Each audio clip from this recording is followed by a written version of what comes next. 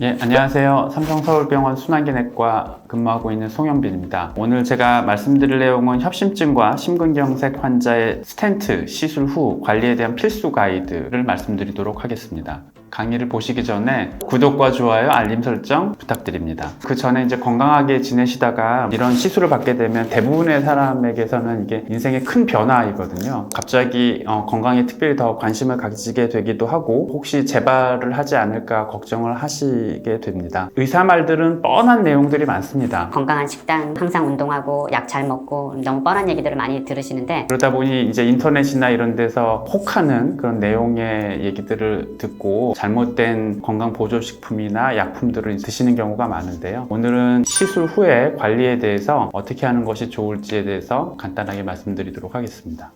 스텐트 시술을 했는데 또 지속적인 약물 치료가 필요한 이유가 있나요? 보통 이제 스텐트로 혈관 좁아진다거나 막힌 데를 치료하면 이제 치료가 다 끝났다고 생각하시는 경우가 있거든요. 혈관 질환들은 재발을 잘한다는 것이 더 큽니다. 혈관 한 군데에 병이 생겼다는 말은 추후에 관리가 되지 않으면 지금은 괜찮아 보이는 부위에도 다시 재발하는 경우가 있습니다. 관상동맥은 이제 심장에 혈액을 공급하는 수도 파이프 같은 혈관입니다. 수도 파이프를 오래 쓰다 보면은 안에 녹이 슬기도 하고 찌꺼기가 껴서 좁아지거나 막히거나 하잖아요. 이 혈관도 비슷합니다. 특히 나이가 들거나 위험인자들, 고혈압이나 당뇨, 흡연, 고지혈증 이런 위험 요인이 관리가 안 되게 되면 파이프에 찌꺼기가 끼는 거와 비슷하게 관상동맥의 경우에도 이런 찌꺼기들이 낍니다. 이런 찌꺼기를 우리가 동맥경화판 혹은 반 이렇게 얘기를 하고요. 피의 흐름을 방해하게 돼서 수월한 혈액 공급이 제한되게 됩니다. 대개는 피가 흐르기 때문에 일상생활하는 데서는 크게 불편함을 못 느끼는 경우가 많은데 운동을 하거나 뭐 여러 가지 스트레스를 받게 되면은 심장의 경우에 이제 이런 산소나 혈액 공급이 더 많이 돼야 되거든요. 근데 이제 이런 좁아진 길로는 충분한 혈류 공급이 되지 않기 때문에 협심증 증상, 운동 시 흉통이 생기게 됩니다. 만약에 이 동맥경화판에 어떤 내부적인 여러 가지 요인에 의해서 손상이 되는 경우가 있는데 혈관이 안쪽으로 찢어지게 되면서 찌꺼기들이 혈액으로 노출이 됩니다. 혈액 안에 있는 혈소판이라는 게 외부적으로 출혈이 될 때 지혈을 하기 위해서 혈전을 만드는 우리 혈액 요소들인데 이게 혈관 안에서 그런 일이 발생하게 됩니다. 그러면은 혈관 안에서 혈전이 생기게 되고 혈관을 막게 되고 관상동맥이 막히게 되면은 이제 심장으로의 혈액 공급이 안 되기 때문에 심장 근육이 손상이 되고 괴사가 되는 심근경색증이 생기게 됩니다. 관상동맥에 좁거나 막힌 일이 생겨서 대표적으로 치료하는 방법이 스텐트 삽입입니다. 이제 심근경색증이 생길 만큼 혈관 상태가 좋지 않거나 아니면 협심증 환자에서 혈관 질환의 범위가 굉장히 크거나 혈관 질환으로 인해서 심장 기능이 떨어지거나 아니면 약물을 치료하는데도 흉통이 좋아지지 않고 더 심해지는 경우에 보통 스텐트를 삽입하게 됩니다. 꼭 혈관에 좁은 게 있다고 모두 시술을 하지는 않거든요. 병원에서 조영술이나 CT를 찍고 좁은 부분이 있다고 해서 반드시 스텐트를 넣는 것은 아니니까 그 이유는 이 스텐트라는 게 치료의 중요한 방법이기도 하지만은 이 스텐트를 넣게 되면은 어찌됐든 간에 혈관 내에 이물질을 넣는 거거든요. 처음에 삽입을 하게 되면은 혈액에 이런 금속 스텐트가 노출이 되기 때문에 오히려 혈전 경향이 초반에는 더 높게 됩니다. 혈전이 생기지 않게 하기 위해서 반드시 이제 항혈소판제를 꼭 드셔야 되고 되게 이런 시술을 하는 과정에 있어서는 관상동맥의 혈관 내피세포 기능이 떨어지게 되거든요. 항혈소판제도 평생 드셔야 되고 재발을 막기 위해서 스타틴이라고 보통 알려져 있는 고지혈증 약도 반드시 먹어야 됩니다. 그리고 스텐트를 삽입한 환자분의 경우에 있어서는 삽입을 하지 않은 환자에 비해 혈관 질환 자체가 심하고 위험도가 크고 다른 질환이 보통 같이 있을 가능성이 더 높기 때문에 약의 개수가 굉장히 보통 많아집니다. 안 먹던 약을 너무 많이 먹게 되니까 약에 대한 거부감도 좀 생기고 미디어나 광고에서 선전하는 입증되지 않은 다른 식품이나 약물로 대체해서 복용을 하게 되는 경우도 많은데 굉장히 위험한 합병증을 초래할 수도 있습니다. 현재 연구를 종합한 역학 연구를 보면은 전체 심혈관 사건의 약 9%가 약을 잘 먹지 않아서 발생을 하게 되고 놀랍게도 전체 환자의 60% 정도만이 80% 이상의 약물을 복용하게 된다고 합니다. 약물을 복용하지 않은 경우에 있어서는 약물을 잘 복용하신 분에 비해서 40% 정도 사망률이 높다고 알려져 있기 때문에 반드시 스텐트 시술 후에는 약물 복용을 잘 하는 것이 굉장히 중요합니다.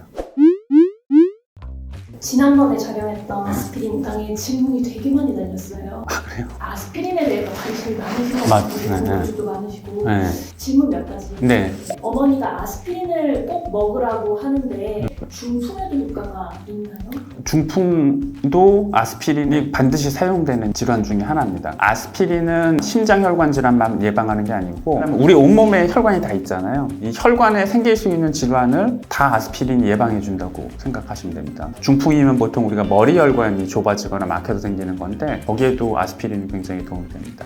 당뇨에도 효과가 있을까요? 좋을까요? 그거는 이제 약간 논란이 좀 있는 부분인데 보통 당뇨 환자분들이 이런 혈관 질환이 생길 확률이 제일 높거든요. 당뇨를 가지고 계시면 언젠가는 심장혈관이 막힐 수도 있고 뇌혈관이 좁아질 수도 있고 다리혈관이 막힐 수도 있는데 당뇨만 있는 상태에서 1차 예방이라고 합니다. 병이 아직 안 생겼는데 미리 먹는 거죠. 그러니까 병이 생기지 않게. 옛날에는 혈관 환자도 먹으면 좋아지니까 아예 병이 생기기 전부터 먹으면 예방이 되지 않을까 이제 그런 거를 의사들도 많이 믿었고 근데 실제 대규모 연구를 해보니까 미리 먹는 건 아직 도움이 안 된다. 그렇게 알려져 있어가지고 아직 당뇨만 있는 경우에 아스피린을 복용하는 거는 아직 권장되고 있지는 않습니다. 위 대장 내시경 검사 받을 때 네. 플라빅스점을 일주일 정도 먹지 말라고 하던데 아. 괜찮나요? 플라빅스는 이제 클로피도그렐이라는 약제인데 스텐트를 넣게 되면은 항혈소 판제를 먹어야 되는데 하나로는 부족하니까 2개를 먹거든요. 그게 하나가 아스피린이고 하나가 클로피도그렐입니다. 그 플라빅스라는 약이죠. 그러니까 이 2개를 먹다가 나중에 안정화가 되면 보통 이 둘 중에 하나만 먹어요. 뭐 지금은 아마 플라빅스라고 하는 클로피도그렐 종류 하나만 드시고 계신 분 같은데 우리가 내시경 할 때 조직 검사 이런 걸 하잖아요. 그러면 이제 피가 납니다. 조금씩. 이 약을 먹고 있으면 그 지혈이 안 돼요. 그래서 약을 미리 좀 끊어야 됩니다. 일주일은 사실 너무 길게 끊는 거고 이게 너무 길면 또 심장이 걱정되잖아요. 의사들이 권장하는 건 5일 정도 끊는 걸 권장을 합니다. 그 앞으로 5일을 끊고 내시경 받으시고 그 다음 날부터 같이 드시면 돼요. 그래서 총 기간이 한 일주일 가까이 되는 거고 내시경 전에는 5일 정도만 끊으시면 돼요. 일주일만 약을 안 드셔도 위험할. 네,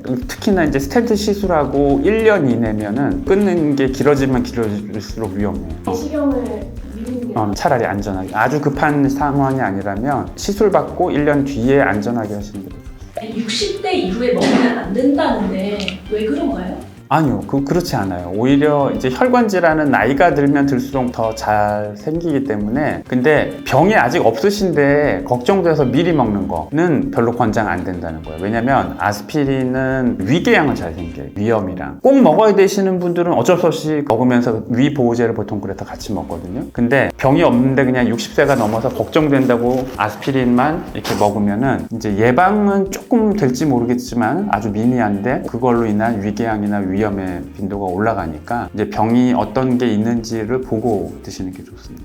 53세 주부입니다. 4.5cm 대동맥류가 있는데 먹어야 할까요? 좀 애매한데 동맥경화가 있는 거라서 먹는 게 더 좋을 수도 있습니다. 나이가 젊으신데 벌써 애뉴리즘이 있는 걸로 봐서는 혈관 질환이 좀 있는 거거든요. 드시는 게 더 좋을 것 같습니다.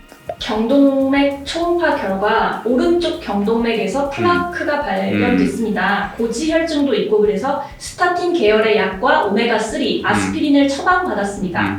이럴 경우에 아스피린을 꼭 복용해야 하나요? 그것도 아까 연장선상 중에 하나인데 경동맥 질환이 있는 정도만으로 아스피린을 먹는 게 좋냐? 혈관 질환이 그래도 있다고 봐야 되거든요. 근데 플락이 얼마나 있느냐가 궁금하긴 하네요. 50% 이상 되고 이러면은 드시는 게 더 좋을 것 같고 그렇지 않고 뭐 50% 미만이면은 아스피린은 그냥 옵션일 것 같습니다. 드셔도 되고 안 드셔도 되고 대신에 아까 말한 고지혈증 약이 훨씬 더 중요하니까 그건 꼭 드셔야 돼요.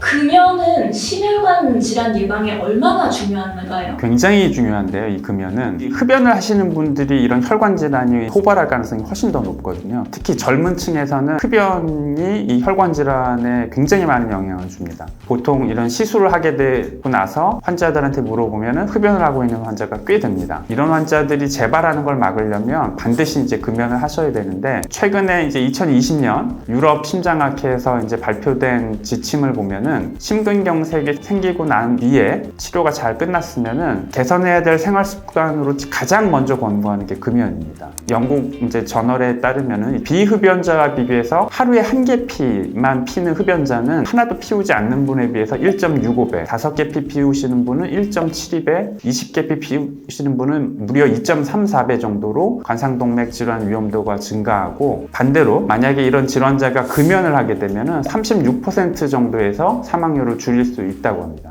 굉장히 영향을 많이 주는 거죠. 이제 우리나라 보고에 따르면은 심근경색증으로 스텐트를 삽입술을 하고 나서 비흡연자를 제외하고 흡연자 중에서 계속 또 피우시는 분하고 금연한 환자를 좀 비교해 봤는데 1년만 팔로우를 해봤는데도 10배 이상의 사망률이 올라갔습니다. 금연을 하게 되면 사망률을 10분의 1로 줄일 수 있는 거죠. 아직 가이드라인에도 나와 있는 건 아닌데 최근에 이제 저희 병원의 최기영 교수가 분석한 자료에 따르면은 금연이 쉬우면 다 했겠죠. 근데 금연하기가 어려우니까 연초보다는 전자담배가 좋을 것 같은 생각은 드는데 우리나라 건강보험공단 데이터로 분석을 해보니까 연초보다 전자담배가 조금 더 좋은 걸로 나옵니다. 물론 이 전자담배도 나중에는 끊으셔야 되겠지만은 연초 피는 담배를 바로 중단하기가 어렵다면은 전자담배를 우선 줄였다가 그 다음에 끊는 것을 적극적으로 권장해 드립니다. 현재 국내에서는 이제 국민 건강을 위해서 2015년부터 담배값 인상을 했죠. 그 이후에 인상을 하고 생긴 수익을 가지고 국민건강보험공단에서 금연 치료 지원 사업을 하고 있습니다. 성공만 하면은 부담금을 전액 환급하는 인센티브까지 시행을 하고 있으니까 이런 걸 한번 알아보시는 것도 좋을 것 같습니다. 이런 환자분들이 스텐트 삽입술을 하고 나서 네. 관리법이 어떻게 있을까요? 인터넷 좀만 찾아보셔도 뭐 엄청나게 많이 나올 텐데요. 중요한 것만 제가 딱 말씀드리면 대환자들한테는 1번 약이 일단 제일 중요합니다. 그리고 요즘은 약도 굉장히 많이 좋아졌고 부작용도 적어졌거든요. 이런 심장 약물 같은 경우에는 대개 한 번 드시면 평생 먹어야 되기 때문에 사실 평생 먹는 거는 거의 밥 수준으로 안전하다는 거예요. 약전에 보면 부작용 한 바닥 이렇게 써있으니까 뭐 드실 때마다 자꾸 눈여겨보시면 부담스러워서 못 드십니다. 의사 선생님을 믿고 약을 꼭 잘 드시는 게 중요하고, 두 번째는 흡연이 생각보다 혈관 질환에 많이 안 좋습니다. 기존에 흡연을 하고 계셨던 분이라면 스텐트를 넣은 6월 기점으로 반드시 금연을 하셔야 되고, 세 번째는 이런 병이 생기면 건강에 좀 더 관심이 생기게 되고 주변에서 뭐 이게 좋다 저게 좋다 굉장히 말들을 많이 하실 거거든요. 만약에 그게 정말 좋다면은 병원에서 오히려 처방을 많이 할 거예요. 그렇게 좋은 약인데 왜 병원에서 처방을 안 하겠어요? 환자가 거기가 제일 많은데. 좋을 수도 있지만 아직까지 과학적으로 입증이 안 된 것들이거든요. 주변에서 좋다고 하는 식품이나 약품은 드시기 전에 담당 의사 선생님하고 상의를 하고 괜찮다 그러면 드시고, 대부분의 것들은 과학적으로 입증이 안 됐기 때문에 드시지 않는 게 더 좋습니다. 스텐트 시술 후에 어떻게 관리하면 좋을까에 대해서 말씀을 드렸습니다. 다음 시간에 더 좋은 내용으로 찾아뵙도록 하겠습니다. 감사합니다.